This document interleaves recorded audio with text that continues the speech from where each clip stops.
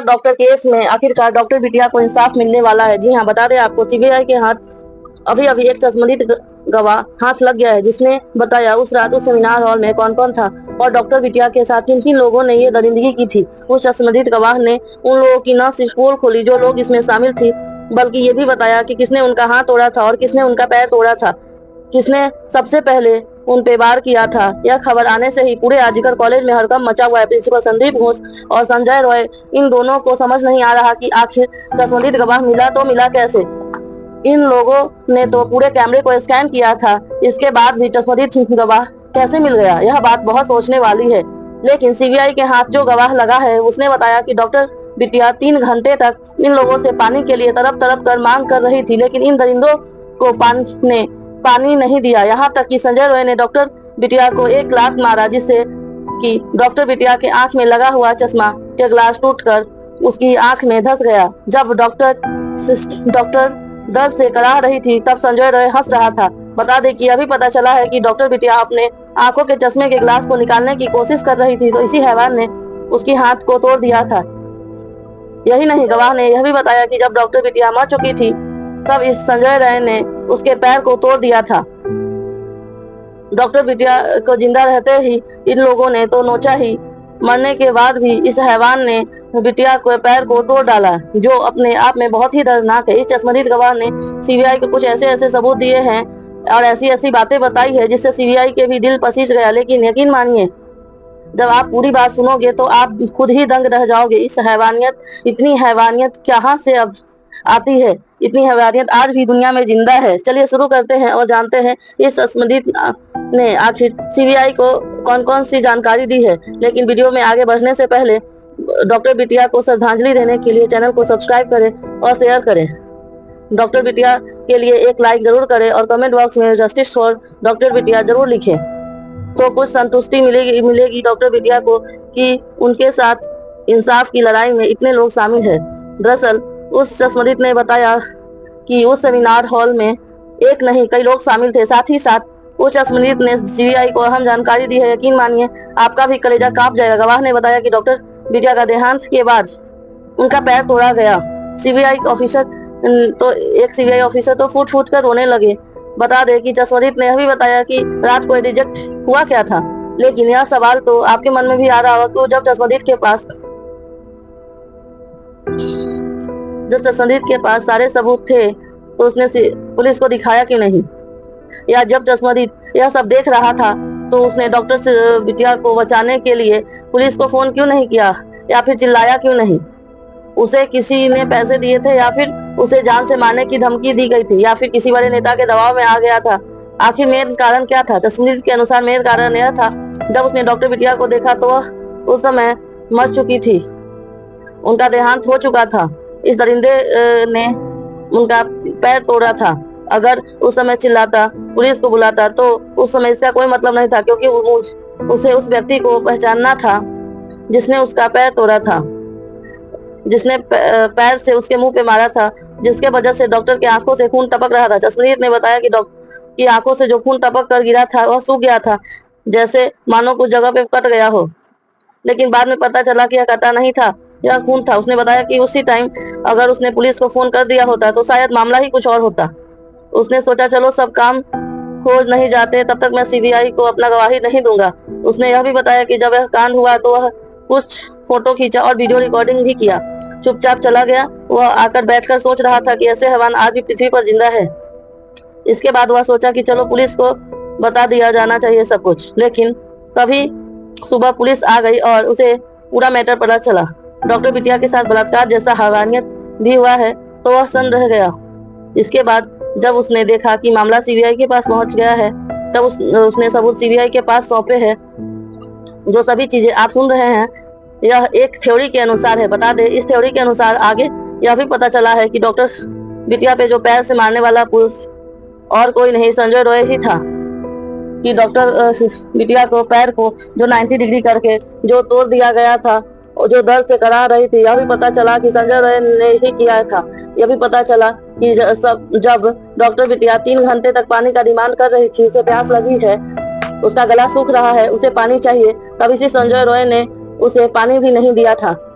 खुद तो दारू के नशे में धुत था और डॉक्टर सिस्टर को पानी के लिए मार डाला। बता दे कि संजय रॉय की हैवानियत देखकर लगता है कि मानो पृथ्वी पर ऐसे हैवान पुरुष इसीलिए जिंदा है। बता दे आगे यह भी पता चला कि डॉक्टर बिटिया के आंख से जब खून निकल रहा था तब यह हैवान का दिल भी नहीं पसीजा, बल्कि यह हंस रहा था। इसी कारण इसने और भी ज्यादा हैवानियत दिखाई। संजय रॉय ने के इस हैवानियत को देखने के बाद बताया जा रहा है कि सब मिलने के बाद कॉलेज प्रशासन यह छुपाने की कोशिश क्यों कर रहा था। इसके कहने पे कॉलेज प्रशासन डॉक्टर बिटिया के माता पिता को से इतना बड़ा झूठ बोला। कोलकाता के आरजीकर कॉलेज के चक्रव्यूह में सीबीआई फंस चुकी है। सीबीआई के सामने इतने सवाल है जिसके जवाब नहीं मिल रहे। कोलकाता के आरजीकर कॉलेज में लेडी बलात्कार और हत्या की मिस्ट्री अभी तक एक पहेली बनी हुई है कि जब डॉक्टर के साथ उस रात यह सब संजय रॉय ने इस हैवानियत को अकेले अंजाम दिया या उसके साथ और भी लोग शामिल थे। अब भी इन सवालों के जवाब नहीं हैं। उस रात 35 मिनट में कुछ ऐसे राज छिपे हैं जिसे सीबीआई ने इतने दिनों में अभी जान नहीं पाई है। सीबीआई के पास ना तो बॉडी है और ना ही प्राइमरी एविडेंस। सीबीआई के पास सवालों की लंबी लिस्ट है। सवाल नंबर 1, क्या वाकई कातिल संजय रॉय है या फिर कोई और? सवाल नंबर 2, क्या हत्या एक से ज्यादा लोगों ने मिलकर किया है या किया है? सवाल नंबर 3, या हत्या किसी और ने किया है, सबूत संजय रॉय ने मिटाए? सीबीआई अनजान है, सच किस पर्दे में छिपा है? कोलकाता पुलिस की थ्योरी सीबीआई के गले नहीं उतर रही। आखिर 8 से 9 अगस्त का क्या सच जानते हैं संदीप घोष या कोई सच छुपा रहे हैं? पिता को जिंदा देखने वाले चारों डॉक्टरों का पॉलीग्राफ टेस्ट सीबीआई को क्या हासिल हो सकता है? सीबीआई संभल कर आगे बढ़ रही है, आगे से सवालों के जवाब तलाश रही है। आखिर सीबीआई के सामने चुनौती क्या है जिसने के चलते एक नहीं बल्कि 6 लोगों का पॉलीग्राफ टेस्ट करना पड़ रहा है? सीबीआई के सामने चुनौती का पहाड़ है। सीबीआई उन्हीं सबूतों पे जांच करने के लिए मजबूर है जो कोलकाता पुलिस ने से सीबीआई को मिले हैं। पहला कोलकाता पुलिस के द्वारा मिला गया डीएनए सैंपल, दूसरा सीबीआई के केस में इंटर होने से पहले पीड़िता का पोस्टमार्टम किया गया और बाद में अंतिम संस्कार भी कर दिया गया। इस वजह से दूसरा डीएनए सैंपल नहीं लिया जा सकता। तीसरा, वारदात पे 1 से ज्यादा लोगों के फुटप्रिंट जो जांच में अड़चन पैदा कर रही है। चौथा क्राइम सीन से इस तरह छेड़खानी हुई है जिससे इतने लोगों का सेमिनार हॉल में इतने लोगों का आना जाना हुआ। बहुत सारे लोगों का फुटप्रिंट मिले जिससे सीबीआई को दिखते आ रही है। संदीप घोष पर भी शक है। इतना ही नहीं, आजकल अस्पताल के पूर्व प्रिंसिपल के कंडक्ट को लेकर भी सीबीआई कंफ्यूज है। संदीप घोष से 88 घंटों से ज्यादा तक सीबीआई ने पूछताछ की है, लेकिन वह एक ही बात कह रहा है जैसे उन्हें पता चला कि हत्या हुई है। उन्होंने लीगल प्रोसीडिंग की। हालांकि अस्पताल के सीनियर स्टाफ से उनके माता पिता को यह गलत जानकारी मिली कि उनकी बेटी की तबीयत खराब है और फिर कहा गया कि उनकी बेटी ने सुसाइड कर लिया है। इस मामले में एफआईआर में भी देरी हुई, जिस पर सुप्रीम कोर्ट में बड़ा बवाल मचा। सेमिनार हॉल के बगल में रेनोवेशन का काम करवाया गया, जिस वजह से सबूत नष्ट हुए। सीबीआई के पास ज्यादातर वही सैंपल है जो कोलकाता पुलिस के द्वारा कलेक्ट किए गए हैं। सीएफएसएल ने और सबूत के लिए 3 मैपिंग के जरिए कलेक्ट किए हैं। वह वारदात के इतने दिन के बाद कलेक्ट किए गए हैं, जिस वजह से वह पर्याप्त नहीं है। इसके अलावा आखिर ऐसा क्या है जिससे पॉलीग्राफ टेस्ट की आवश्यकता पड़ रही है? संजय रॉय, संदीप घोष, 4 डॉक्टरों का पॉलीग्राफ टेस्ट करवाने की जरूरत पड़ी ताकि सीबीआई यह जान सके कि जो स्टेटमेंट इन सभी ने रिकॉर्ड किए गए हैं या जानबूझकर पहले से तैयार किए ऐसे जवाब दिए जा रहे हैं। इन पॉलीग्राफ टेस्ट से सीबीआई स्पॉट की स्थिति को कंफर्म कर लेना चाहती है।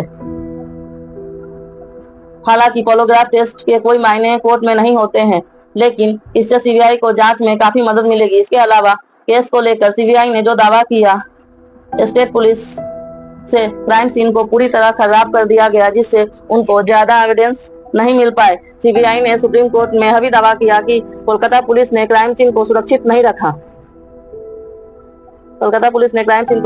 रखा। अब बड़ा सवाल यह है कि जिस क्राइम सीन की सीएफएसएल के एक्सपर्ट्स छुपे हुए सबूत सीएफएसएल के एक्सपर्ट्स के जरिए जांच करवाई, क्या वह सीएफएल के एक्सपर्ट छुपे हुए सबूत नहीं तलाश कर पा रहे? आखिर उन 35 मिनट में क्या हुआ?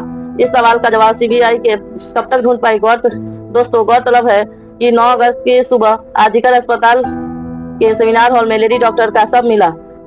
8 अगस्त कि रात को लेडी डॉक्टर ड्यूटी पर थी। उसके साथ यह सब पहले बलात्कार किया गया, फिर उसकी हत्या पोस्टमार्टम रिपोर्ट के अनुसार बलात्कार की पुष्टि की गई। इस बलात्कार को लेकर देश भर में गुस्सा दिखा। सड़क से सांसद तक इसकी गूंज सुनाई दी।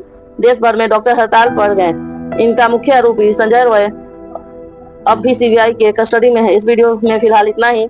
और दोस्तों, इन दरिंदों के साथ क्या होना चाहिए, आप अपनी राय कमेंट बॉक्स में जरूर बताएं। साथ ही साथ इस वीडियो को लाइक करके मित्रों के साथ शेयर जरूर करें और भी इसी तरह के नॉलेजेबल वीडियो के लिए चैनल को सब्सक्राइब करें और फिर घंटी के आइकन को दबाएं ताकि आने वाली और भी नॉलेजेबल वीडियो आप तक सबसे पहले पहुंच सके। Thank you.